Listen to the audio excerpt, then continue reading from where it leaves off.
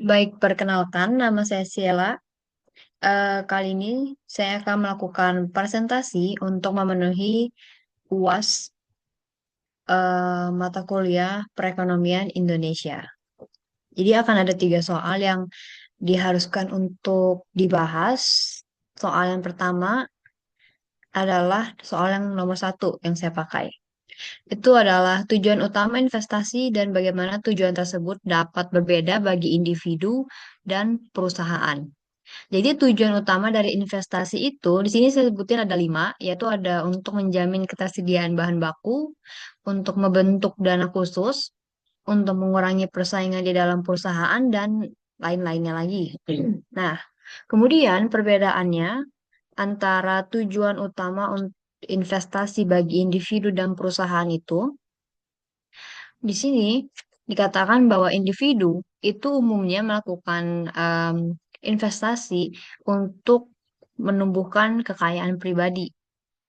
Dan biasanya investasi yang dilakukan itu harus aman, terjaminlah keamanannya. Kemudian jenis investasi yang biasanya digunakan atau dibeli oleh individu itu biasanya berupa reksadana, saham, properti, dan lain-lain. Nah, kemudian dana yang mereka punya itu tuh biasanya bersumber dari penghasilan dan tabungan, tabungan juga.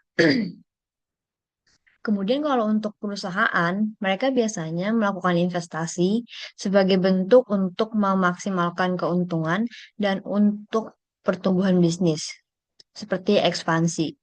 Nah, jenis-jenis investasi yang biasa dibeli oleh perusahaan itu biasanya dalam bentuk obligasi, saham, dan lain-lain.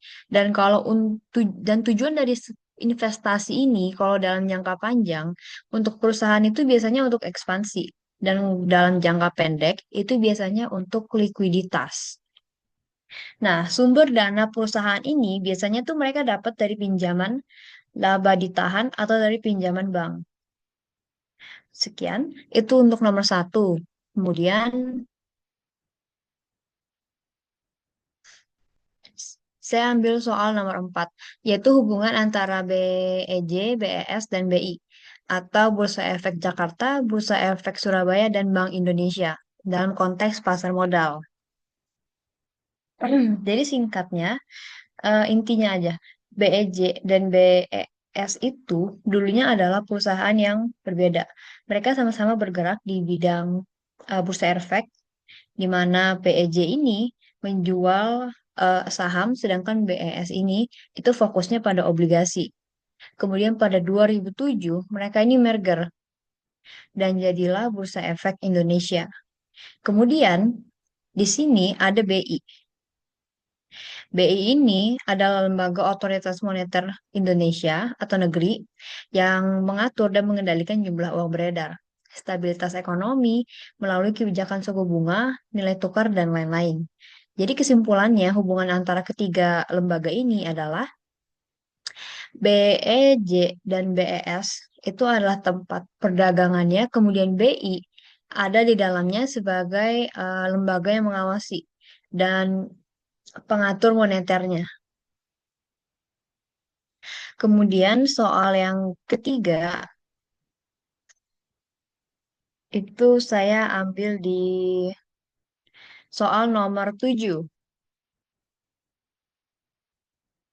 Hubungan eh bukan. Maaf, soal nomor 8. Jadi uraikan permasalahan korupsi dalam konteks ilmu politik dan bagaimana upaya untuk mengatasinya. Di sini korupsi adalah di sini korupsi mengacu pada semakin melemahnya kepercayaan publik, memperlambat investasi dan juga pertumbuhan ekonomi berkelanjutan. Penyalahgunaan kekuasaan dan jabatan di dalam publik adalah salah satu bentuk permasalahannya.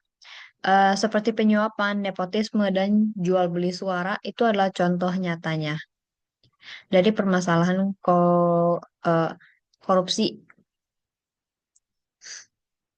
yang lebih jauh lagi.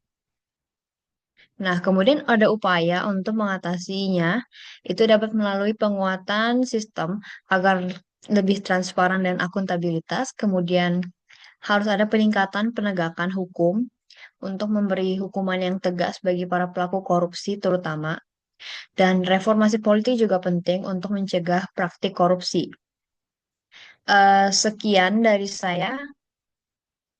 Saya ucapkan terima kasih. Mohon maaf apabila ada salah kata. Terima kasih.